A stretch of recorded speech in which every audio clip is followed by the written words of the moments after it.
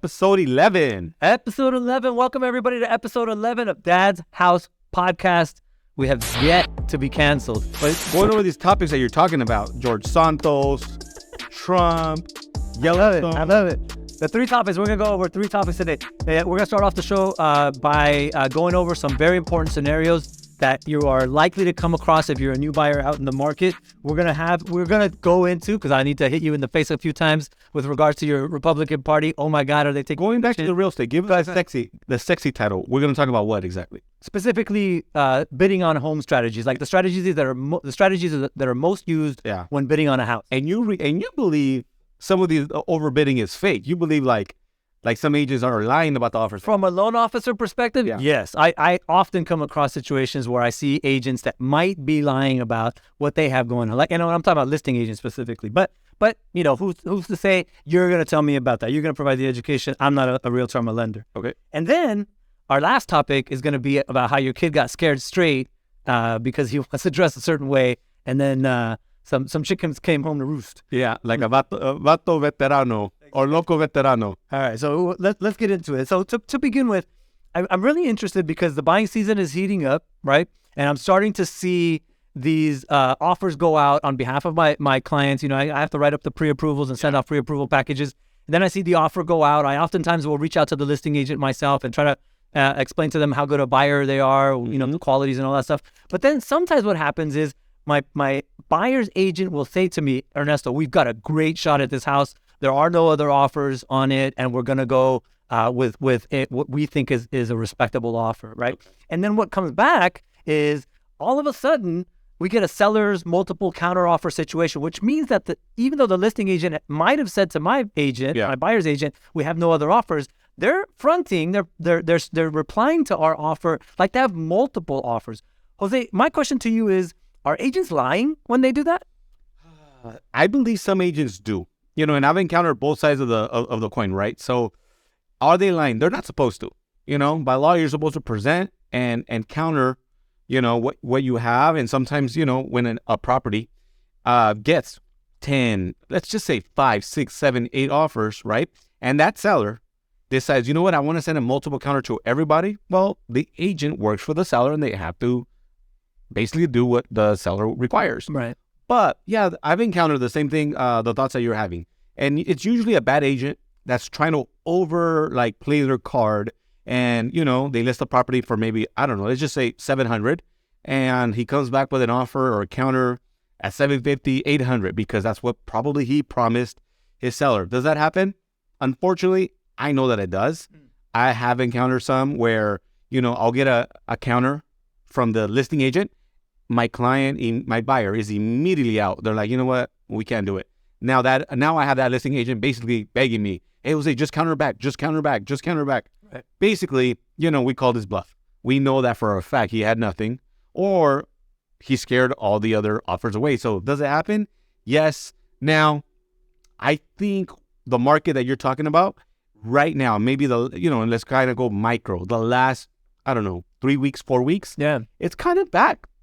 It's kind of back to that 2021, late 2021, all 2022, or the first 6 months of 2022, where people were having to overbid, multiple offers, that sort of thing. I'll give you a scenario.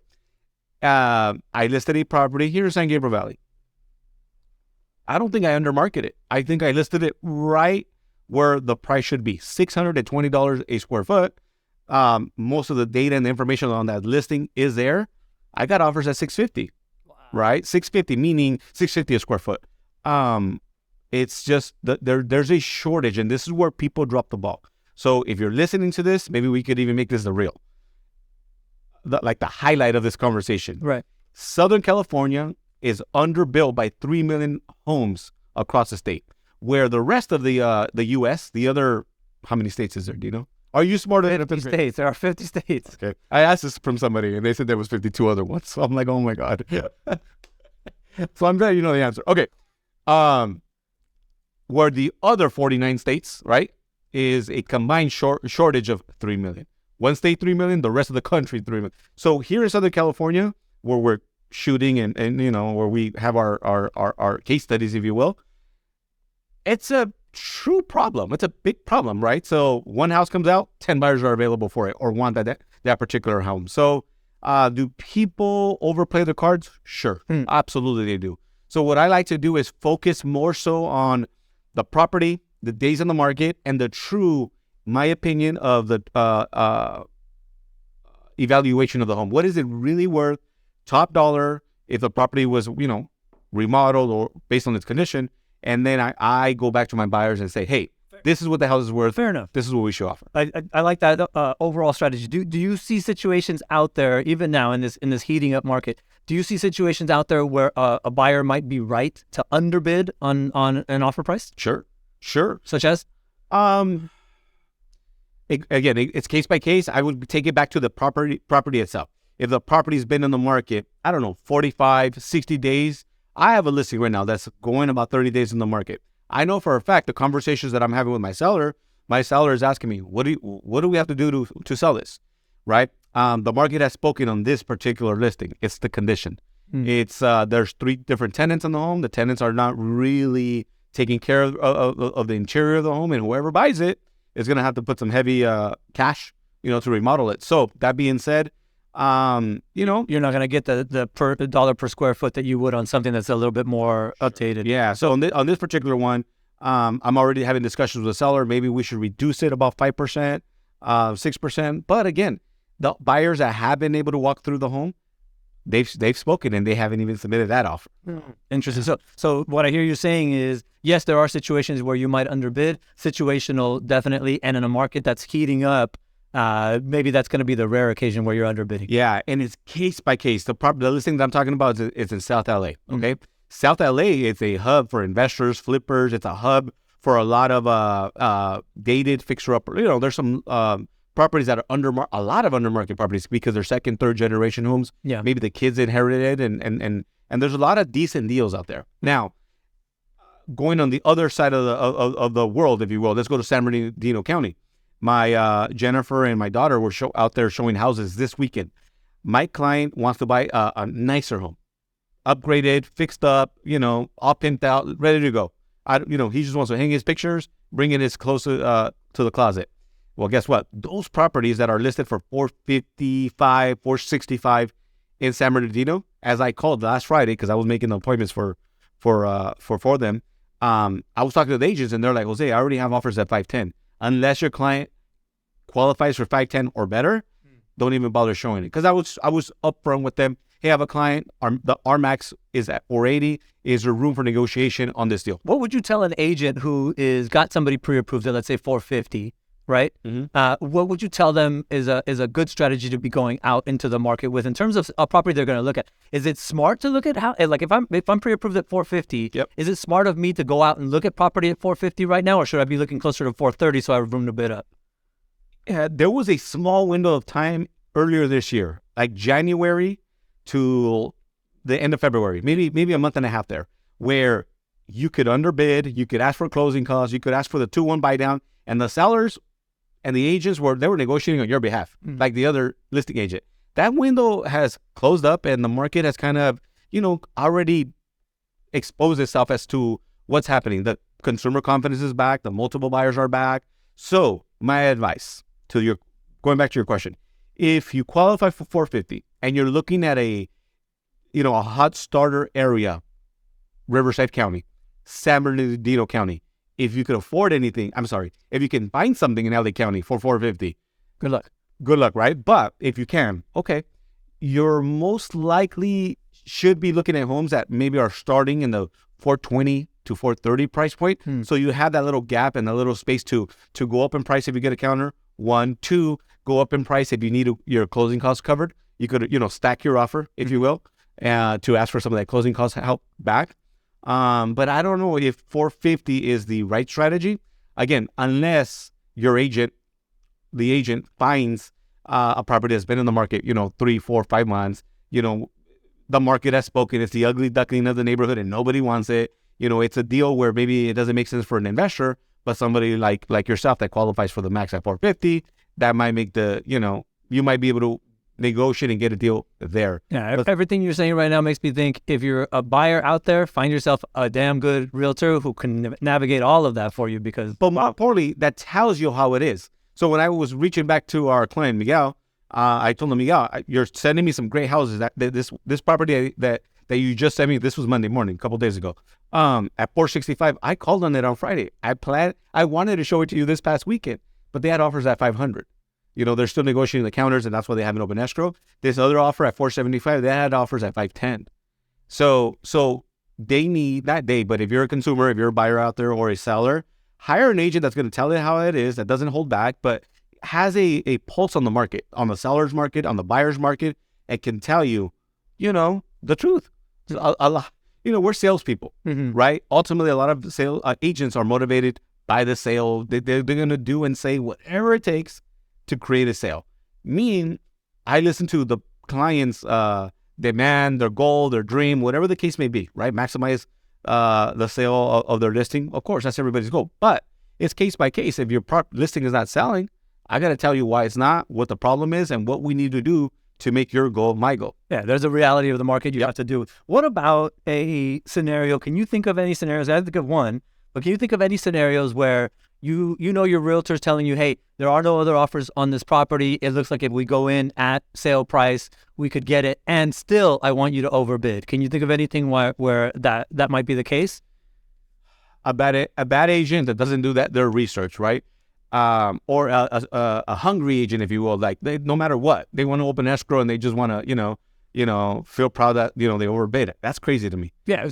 Like you got to take care of your client, make sure they're not overpaying by gathering data, gathering information, getting a CMA and showing the buyer, hey, you should offer this because this house, based on the comps in a mile radius have sold for this, or they're adjusting and that requires time and patience. That requires, like when I have a consumer like that, where every penny counts, I'll call those pending sales. I'll call those sales that are in escrow, that haven't closed, so we don't know the final number, the data. I'll reach out to them and I'll remind them, hey, I'm an agent in your neighborhood. You can call me on any one of my listings in the future. Can you tell me what your property is going to close for? Are you able to share with me, did it sell above, under your list price? 9 times out of 10, they'll share with you. If you remind them who you are and what you do. Hey, I'm in the trenches just like you. One day you're going to need this type of favor. Let me know what you think. Let me know what you're closing for. Did you have it to give any concessions, closing costs, credits, stuff like this? Right. And now I have the info before it's public info, and I relay it to my clients. Excellent. The other scenario I was thinking of is a lot of times you'll have buyers who either want to hold on to cash or they don't have the money, let's say, for their closing costs. So they find a property out there for $450. They're pre-approved at $470. So they'll say, okay, well, I see your offer, or you're selling your property at $450, but I'm going to offer you $460 so you can credit me $10K in closing costs. We perfectly fine to do, and that's how a lot of my clients get their closing costs paid for. I did that on a 3-unit that I bought as an investment, right? I wanted to keep my money in my bank for the repairs that I needed. Yeah. So I stacked the offer a little bit, but it made sense because the spread, right? There's a YouTuber, Meet Kevin, famous. He likes to call it wedge deals. He always looks for wedge deals, which is my philosophy. A deal that the minute I close, there's enough equity still left on the property for me to do my rehab, and I'm not underwater, or I'm not, at par or even with the value. I still have free equity. Oh, I love that. Yeah, so I'm always looking for those deals, and when I can, I look for those deals with the consumer, the buyer, that I help, the buyers that we help. Excellent. All of that's fantastic news. I hope that helps out a bunch of people out there that are about to jump in the market or are actively experiencing the market right now. But truth be told, we're in May 2023. This market, it's spring. We're gearing up, getting ready for the hot season, the summer season of 23. Unfortunately, because of going back to that comment, the shortage of homes in California, there is overbidding, especially in the San Gabriel Valley, Riverside County, San Bernardino County, because this is quote unquote affordable rents. Right. I mean, there's rentals, 3-bed, 2-bath houses in San Bernardino right now that rent for $2,300. So when you have that rent and you have a house for $460, somebody might overbid it just to lock it up at $480 or $500, so they don't have to pay that high rent. Yeah, I get that. So it happens. It's logical. It happens. Let's talk about something else that's illogical. Why, Jose, is your party, the party you vote for, Why are they taking it on the chin so much this week?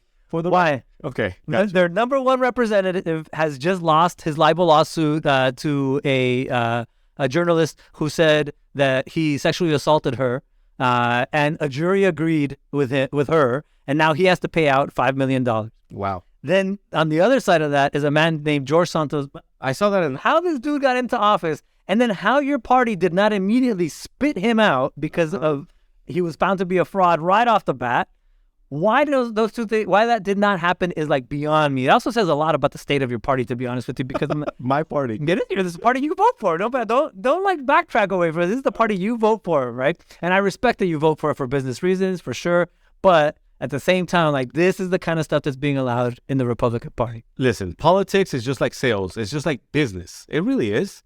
Bad apples happen all the time, right? Bad hires in the mortgage side, mortgage business, mortgage fraud. Okay, right? On politics, unfortunately, they're the first people that we see in the news, and they're the ones that are out there campaigning and trying to get our vote. So I agree with you. It's a black eye, quote unquote, for my party. I have voted Democrat. Don't forget. I'm a big fan of Obama. Believe it or not. Yes, I remember. Not so much Obamacare, but big supporter of him. And I remember I voted for John Kerry. That's I told you last episode. So that being said, I don't know what's happening but the question is the kid George Santos, just to be specific, and he's not a kid. He's damn near 50 years old. Whatever he is, he's acting like a kid. He was, as soon as he was elected to office, all kinds of stuff came out about him, to include defrauding people all the way as far away as Brazil, his ex-roommate over there, and then coming into this election, he is now. Are you talking about when he was cross-dressing in Brazil? Forget about the cross-dressing part. Okay, he stole money from people over there. And this is like, his ex-roommate saying so, right? Okay. So call it what you want. It was George Santos's defense at the time was, so what? Then literally this was his defense. So what? It's not illegal to lie to get into office. And he was right. It's not illegal to lie to get into office. Just like sales, just like jobs. What is Have illegal? you ever lied to get? No. If I get on the internet and I start spewing lies about where interest rate, I can be held accountable for that for sure. I have a license that goes behind my. I agree. But George Santos was relying on the fact that it wasn't illegal to lie for him to be in. He's an admitted liar. Like, yeah, I lied. So what? I'm not leaving. And the Republican Party did not force him out, which says a lot, right? What? But hold on. Yeah. In finishing my point, now it's not just that you lied. Now you've taken money and you've laundered it, right? You said you were going to take money from supporters that was supposed to go towards your campaign. This guy funded his car payments, his debts, his personal lifestyle, his Gucci pants, and whatever the hell else he wanted to buy with it.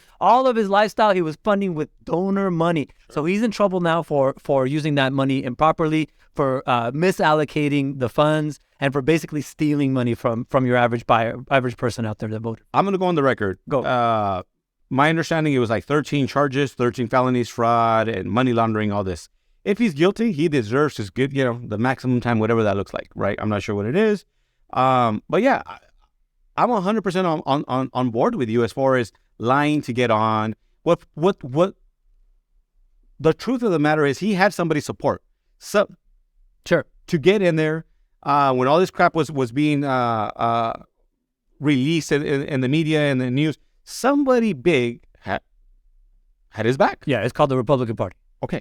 So with that being said, this week is a tough one, right? Are they still supporting him? Are they speaking that? I assume they're all saying, what? Who's George Santos? I don't know George Santos. Of course, that's exactly what's happening, Yeah. right? But going back to Trump, who I did vote for, the second time, not the first time.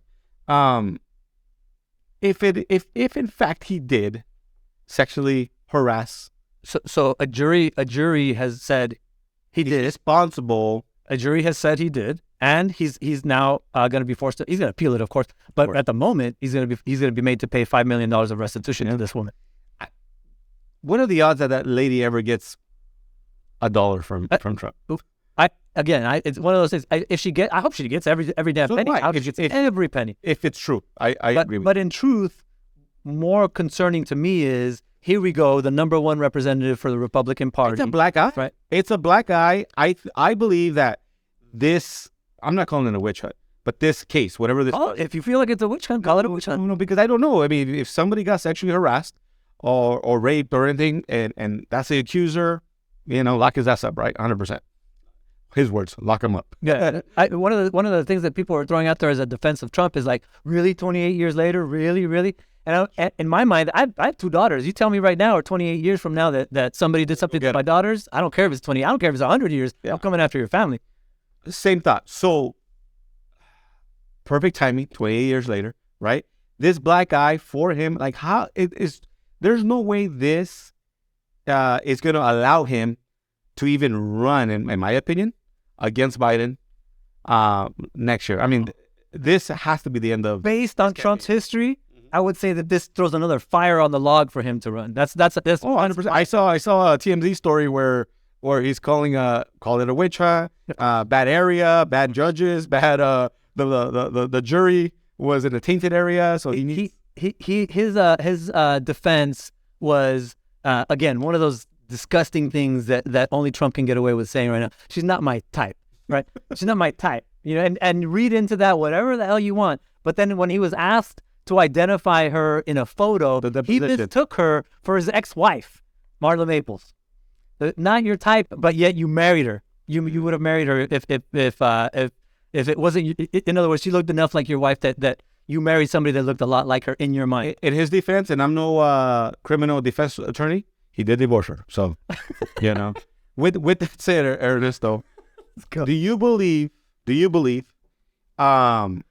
this helps him in his campaign 2024, or hurts him the way I believe? Like, there's no way he even gets to like first base, second base on the campaign trail. In a situation where, I mean, this is a big deal. 5 million. In a situation where the best of American ideals leads the judgment. In other words, if your average pool of Americans are using the best of American ideals to choose who they put in office, this guy goes down in a ball of fire.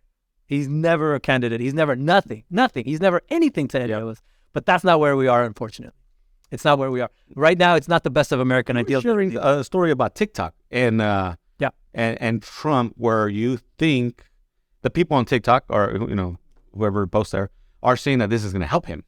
Yeah, because they're going to say, all those people that are witch hunt, they're like on the witch hunt side of things, are going to say, see, it's just another piece of the witch hunt. It's just another piece of the witch hunt. I don't see that happen. I hope that what you're saying plays out.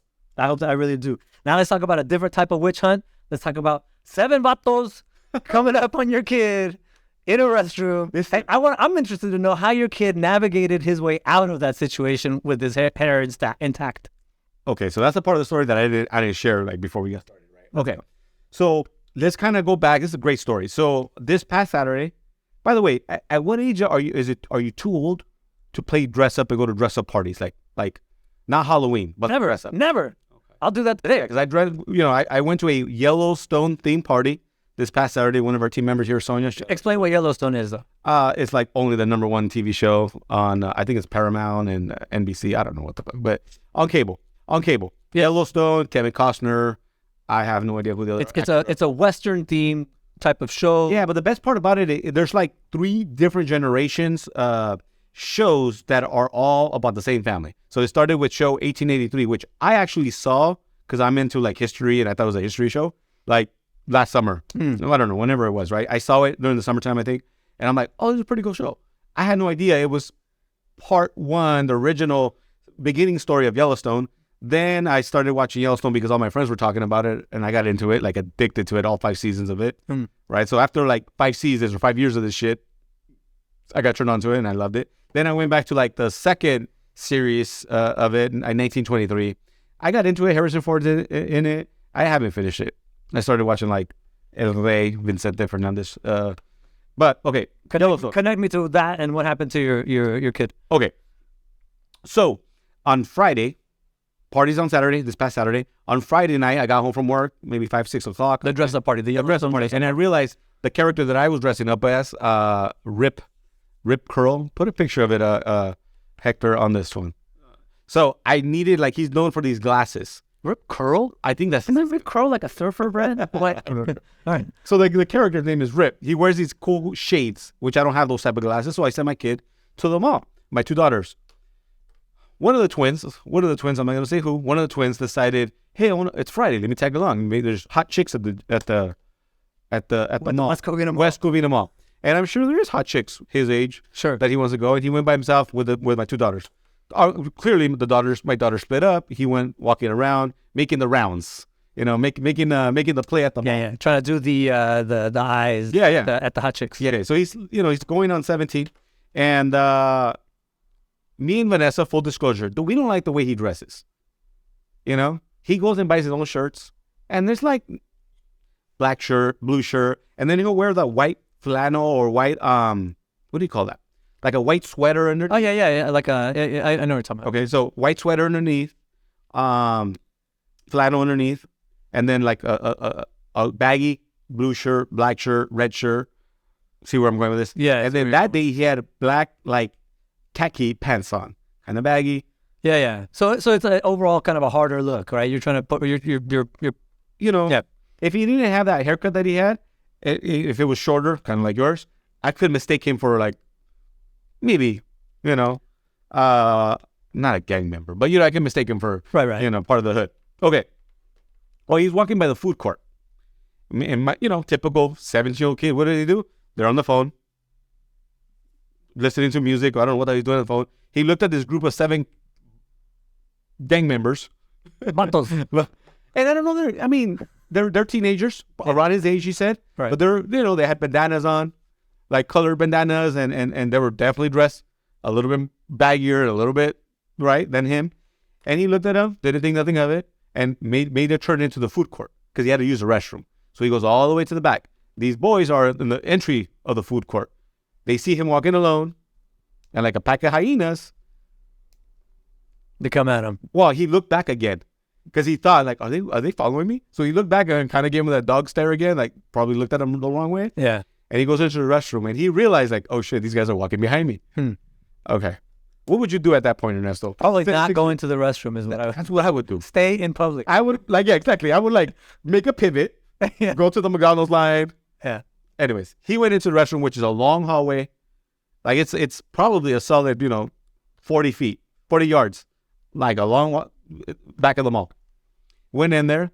The kids, the group of boys, goes not into the bathroom, but into the hallway, waiting for him to come out. So we found out because he called us from the restroom. Whoa. Yeah. But he didn't say there was something happening. He just called you. He just called to be on the phone as he walked out of the... Which was an intelligent thing on his part. I guess I wouldn't have thought to do that. Mom answered, and we were probably watching fucking Yellowstone at Friday night at home, probably about 7:00, right? And I could hear Vanessa, "What? Speak up, Alex. What's happening there?" I don't understand. Well, what was happening is they were hitting him up. Hey, where you from, Holmes? Where you from?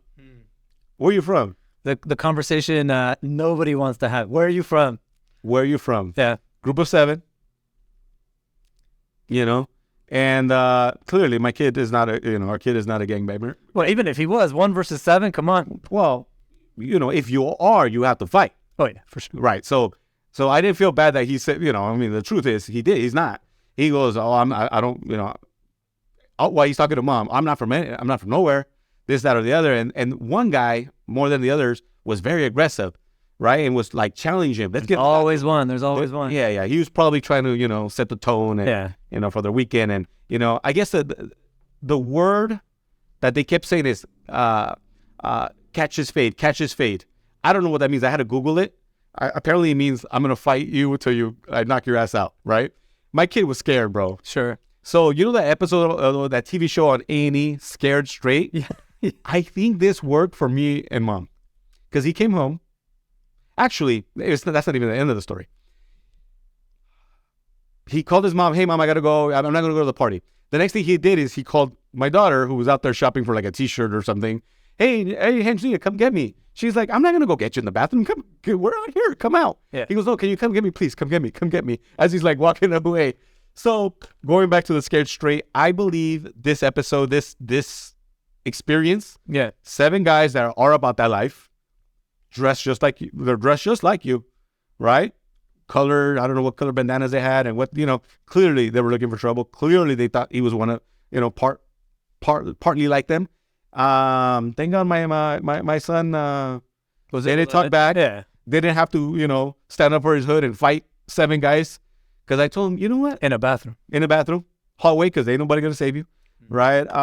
But you know what I did notice? Starting, and I talked to him. That was Friday.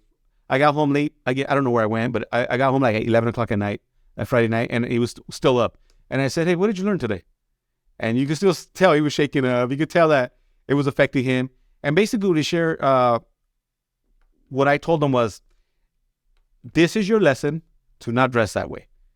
So fast forward the next 4 or 5 days, all week, bro, he's dressed like Kanye West, little preppy. He changed his look a little. Yeah. So I think he learned his lesson, and thank God he didn't catch a fade. Thank God you didn't catch him. I don't know what that means, but at the West Covina Mall. Your son almost found out. Oh my gosh. Yeah, I think moral of the story is definitely. So I think a lot of people would look at that and say, good for him that he got out of it, et cetera, et cetera. Sure. Honestly, those are hard lessons, especially for males. Sometimes you do happen to be in the wrong place at the wrong time. Absolutely. And if you're from where we're from, you either have to represent in that moment for the hood that you're from, or negotiate your way out of that. I share that story. Can you imagine if you were with one of those friends? He's got 1 or 2 friends that they're not from anywhere. They're not gang members, but you can't get bullied and not defend yourself. You want to take a drink of water? Yeah. If a friend or 2 are there, yeah. And I said, what if you were with a girlfriend or a girl, and a guy's bullying you like that, or a group of guys? You have to stand up. Yeah. You have to do something about it, because the buck stops with you, right? And he goes, nah. He goes, thank God I wasn't with this. He gave me a name. I'm like, see what I mean? So what's the lesson here? And I remind him, the lesson is 2 things. 1, you can't wear this combination of clothes. You might think it's fun, but it attracts a certain character. And that was a simple day in a decent neighborhood of West Covina. They're all looking for trouble. And the second thing is, you need to join a boxing class. I said, look up a few boxing classes. I'll pay for it for the next 3-4 months. At least get some technique down. Right. Because if you have to fight, it'll help out if you know how to block and throw some punches. Yeah. Someday I'll tell you the story of the fight I avoided in a bathroom with a white supremacist. It was pretty crap. Oh, I would love to hear that one. And that's the end of this particular episode, everybody. Thank you so much for joining us. Episode 11 would be on 12, but Ernesto had to go have an organ removed. We could go. So we're back at it. Please like and subscribe. Tell your friends to like and subscribe. If you see any value in the talk that we give you, specifically on the real estate side of things, right? We try to do we try to put out as much intelligence as we feel is useful to our clients or to the people that are listening, so that they can go out and make good judgments as they're experiencing the real estate market. So do like and subscribe. Suggest us to your family and friends. We're here for you. Shoot us some DMs. Shoot us some comments when you see our podcast come up. More than happy to engage with you as well. All right, guys, really enjoyed it. Thank you, Ernesto. Guys, subscribe.